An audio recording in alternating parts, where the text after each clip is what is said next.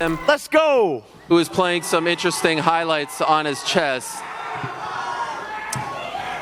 And so without further ado, let us say hello to the final fighter that we want to bring up to the stage. Really a man who needs no introduction. And every time you say that, by the way, you always end up giving that person an introduction. And this guy deserves one. Of course, the winner of The Ultimate Fighter Season 5, the original BMF champion, the man who made that belt, who introduced that belt, who validated that belt, fought them all, beat the vast majority of them from Conor McGregor all the way on down. Everyone knows him. Everyone respects him. Most importantly, he is the face of Real Fight Inc. And on Saturday, he'll be making his long-awaited, much-anticipated pro boxing debut after winning his final UFC fight against Tony Ferguson back in September of last year. He is the pride of the 209. He is the pride of Stockton, California. He is the one and only Nathan Diaz.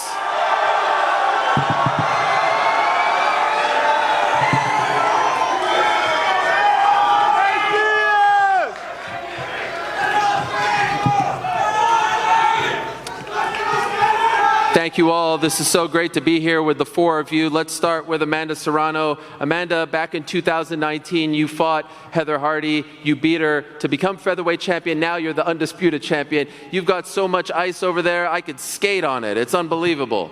I'm trying to be cool with the lingo. I don't know if it's working, but I'm trying my best, Amanda. Why are you fighting her again 4 years later? Heather is a great fighter. You know, she's tough as they come. She gave me the opportunity to become undisputed. I needed her to accomplish that dream, and I don't think anyone is more worthy than Heather Hardy to receive a six-figure payday. I have a platform. I have an amazing team that's giving me this opportunity, as well as Heather Hardy. So she's well deserving of it. Heather, big opportunity for you to become champion once again, this time undisputed champion. What is the difference between the Heather Hardy that we see today and the one that fought Amanda Serrano 4 years ago?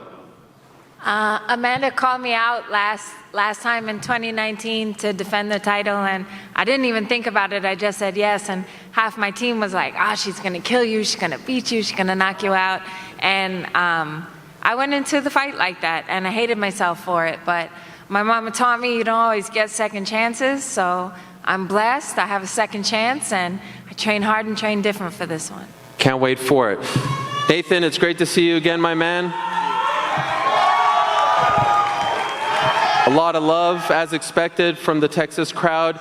Yesterday, Jake told me that he considers you a bully, that he's going to bully the bully on Saturday. Can I get your response to that statement? I think he's a bully. Why do you think he's a bully? Well, I'm not a fucking bully. He's a fucking bully. Jake, why is he a bully? He throws water bottles at innocent people, chokes them out in the streets, talks a lot of shit. And I'm gonna bully the bully. Yeah, boo yourselves. Boo yourselves. Boo yourselves. Boo yourselves. I'm gonna bully the bully. This little guy that you guys love over here, he's gonna be dead on Saturday night. I'm gonna finish his career. Yeah, boo yourselves, peasants. Fuck off. He says he's gonna finish your career on Saturday, Nate. Bully? He says that's a bully statement, that you're gonna finish his career. I'm bullying the bully, 100%. That's what I just said. Is he fucking dumb? Rhetorical question. This motherfucker can't even speak.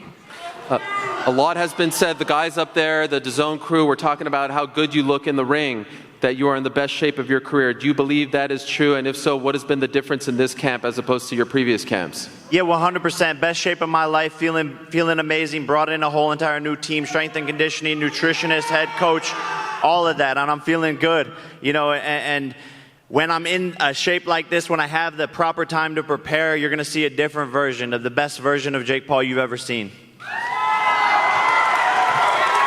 Nate, you are the face of Real Fight Inc. You've always been a real fighter, and even your biggest foes respect you because you are a real fighter. Is this man, in your opinion, a real fighter? He don't know how to defend a choke. Did you say, can he defend a choke? Can you defend a choke? Can you accept my offer to fight in MMA? But no, you're acting like a bitch still. I have $10 million for you in MMA, and you still haven't accepted it. After I fuck you up in boxing, I'm coming to MMA, and I'm fucking you up worse. I'm gonna choke your bitch ass out. Accept the offer, pussy, but you won't. You won't accept the offer. You know who the bully? You know who the bully's that bouncer right there who I smacked with a beer last time he thought he was tired. I fucking smacked that bitch in the face. That's who the bully. Fuck him, fuck you, and fuck MVP. Fuck you too. I like it. I like it. Nate's alive. Hey, we woke the beast up. We woke the beast up. Let's go, Nate. Yes, I like it. Come on, talk your shit. Talk your shit, Nate. Talk your shit. Come on. Nate, if all goes well on Saturday, do you have any interest in fighting him again in MMA? Does that interest you at all? Yeah, we'll see what happens. So you're not done with MMA, right? Hell no. He don't want that. He don't want that. How do you expect the fight to play out, Jake? He's going to come in swinging, doing the dumb shit that he does. I'm going to weather the storm and knock him the fuck out. Simple and plain. He's never been hit. He's never been hit by someone like me. He's never been hit by someone like me. I promise you that. That's why I keep on sleeping and putting these UFC champs to the canvas. Let's send it over to the media. I want to see what the media has in store for all of us. Let's see if they've got some questions for Nathan, Jake, Amanda. Let's fucking go! Let's fucking go! And I'm also curious with the Texas crowd because I was seeing a lot of love for Nathan. Now I'm seeing a lot of love for Jake. Is this Diaz country? Or is this problem child territory? Let's go, baby. Yes, sir. Feels pretty split. Feels like a 50-50 situation. All right, who's up first? I don't see...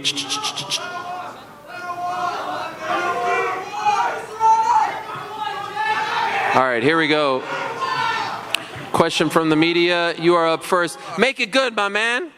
Kendrick Johnson for MMA Weekly. This is for good old Jake. How much did Larry Wade help you out with your conditioning to get you ready? Because he's a world-class trainer, and you kind of tired last time. So this time, you think you get the late knockout with Larry in your corner? Yeah, it's a world of difference. When you bring in one of the best strength and conditioning coaches in the world, I'm prepared. I'm excited to go 10 rounds. That's what Nate wanted, and so I'm going to give it to him, and he's going to regret wanting to go the distance and go far with me. But Larry Wade made the world of the difference. How important is it to stop him? We've seen him get choked out and all that in MMA, but he's never been knocked out. How much is it that you have to knock him out and be that guy? I promise I'm going to be the first person to make this man go to sleep. Unconscious Nate. Unconscious Nate. I promise you that. Question for both of you, and let me begin with Nate Diaz first. With all this bully talk, what happens if the two of you run into each other on a dark street and there's nobody around? In real life, no cameras, what happens then? Nate Diaz, you go first. Did you hear the question? Yeah, like right now, I'm not gonna be walking around those streets right now. I mean down the road, brother, down the road. If you run into this man away from the cameras all alone, how does that play out in real life? I'm not looking for this guy. All right, let's move this along, and please try to keep the questions respectful. Who's up? He's mad. Nate's mad, guys. Watch out, guys. Nate's mad. My man. What's going on, guys? We're so scared. Nate's mad. Fuck you, pussy. Yeah, bring it to the ring. Bring it to the ring, brother. Fuck you. Yeah, we get to fight in 2 days. I'm glad you're mad. Get emotional. What's going on, guys? So, Jake, you were talking about a rematch in the cage. Obviously, both of you guys have very popular older brothers. Can you imagine your brothers having a match in the cage as well on that card? Is that something that you're looking forward to? Nick versus Logan, as well as you versus Nate in the cage? Man, we'll see. He needs to accept the offer, but he's ducking me. Duck, duck, goose over here. This is Saul with the Casaca Boxing. Question for Nate. Nate, would you ever consider going back with Dana? as far as the MMA, I know you're a free agent, and Jake wants a rematch. I mean, we still have to see Saturday how it plays out. So, you know, based off that, you know, that's just a question. But if you don't want to answer, that's cool. I get you, boss. I didn't understand the question. Oh, it was if he would ever go back with Dana as far as the UFC. Would he ever go back to the UFC? Yeah, with Dana White. Yeah. Oh, with Dana. Okay, Yeah, okay, yeah. okay. Sorry, I thought you free said. agent, you Yeah, know? would you ever go back to the UFC? Yeah, I plan on fighting the biggest fights, the hardest fights for the rest of my time. So, for sure. All right, we'll take a couple more here. My man over there. This question is for Nate Diaz. Nate, you know, it's no secret you're very popular here in Texas as well as in California. You've been training with one world-renowned trainer, Robert Garcia, at Robert Garcia Boxing Academy. Explain, as far as the preparation, the sparring, or any advice that you received from Robert with his years of experience in boxing. No, it was a good little training camp we had over there. We had good work, and we talked a little bit, but nothing major I could think off top right now. Richard Perez, of course, has been by your side for the entire run of your career. You have one more? My last question. Yesterday, Nate, you mentioned it's either kill or be killed. And we asked Jake, he said he was going to be doing the killing and that he was going to kill you in the ring. When you hear that, what goes through your mind? Does it get you more motivated? And as far as... Okay. Who's talking? Was that question for Jake or Nate? For both. Jake, you go first. Yeah, I didn't know what the question was either. Do you mind just repeating it very quickly? Yesterday at the media day, Nate said that it was kill or be killed. And when we asked Jake, he mentioned he was going to be doing the killing and that you weren't going to make it to the end of the fight. He was going to kill you in the ring. When you hear those, as far as the antagonizing and the, you know, the shit talking, what goes through your mindset? It's not being antagonizing or shit talking. It's telling the fucking truth, sir. I'm killing this man. I'm killing this man. I'm telling the truth, sir. All right, there's one last one. You get the final word. My question is for everybody on the panel. How excited are you guys to perform for this amazing Dallas crowd? Heather, you go first. Super excited to be the Undisputed Champion, and I'm going to leave Undisputed Champion here in Dallas.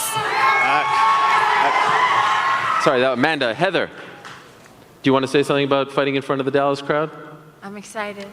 Okay. I think you guys are excited too. I'm excited, man. I'm a ball on his face like Luka Doncic dropping 40 on his face.